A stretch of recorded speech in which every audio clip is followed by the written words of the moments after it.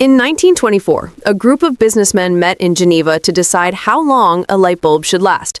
They agreed to lower the lifespan from 2,500 hours to 1,000 hours. Why? To force you to buy more bulbs.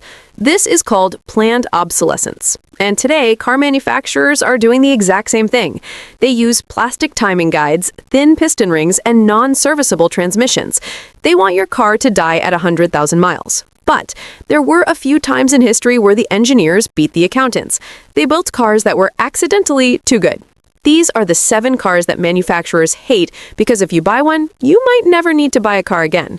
We start with the car that almost bankrupted Mercedes-Benz dealerships because nobody needed repairs, the W123-300D.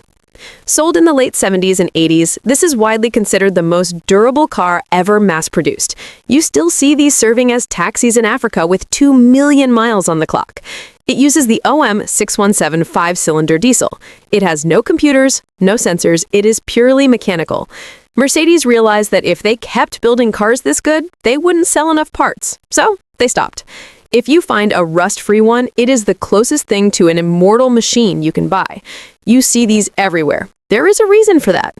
The 7th generation Honda Civic is the cockroach of the roads, but there is a catch. You must avoid the automatic transmission. It was the weak link. But if you find one with a 5-speed manual, you have unlocked a cheat code. The 1.7-liter engine is under-stressed and simple. It costs pennies to fix.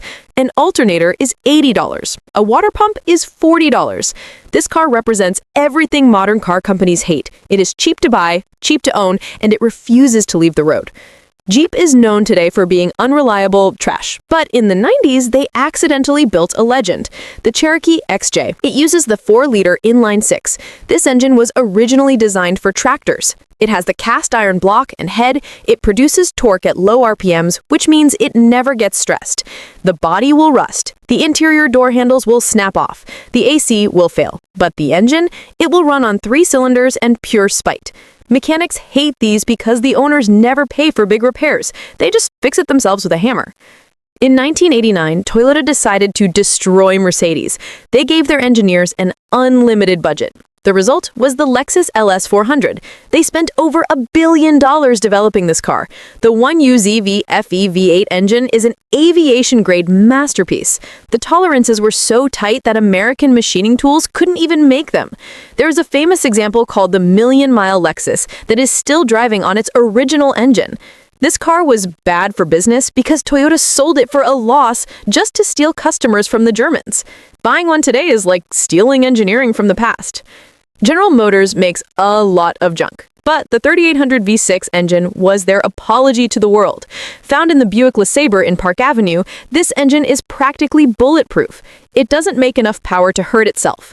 Because these were bought by older people who drove slowly and did every oil change, finding a pristine one is easy. Mechanics call this the best car GM ever made, and GM stopped making it because it didn't break enough. Police departments, taxi companies, and livery services used this car for 30 years. Why? Because it was the only car that could survive 24-hour abuse. The Ford Crown Victoria. It uses a body-on-frame design, meaning if you crash it, you can just bolt on new parts. The 4.6-liter V8 is low maintenance and parts are available in every auto parts store in America. Ford killed this car in 2011 to force fleets to buy the more expensive, less reliable Taurus. They literally killed it because it was too durable. And the #1 car that defies modern economics, the Toyota Land Cruiser. Most cars are designed with a service life of 10 to 15 years. The Land Cruiser is designed for a service life of 25 years in third-world conditions. Every part is twice as thick as it needs to be. The wheel bearings are massive. The frame is reinforced steel.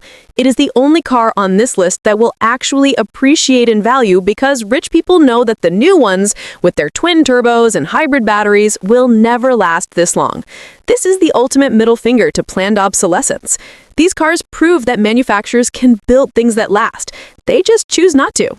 But if you are in the market for a car, you need to be careful. There are some cheap cars out there that are actually financial traps. Watch this video to see the scam cars that will bankrupt you with battery repairs. Click right here.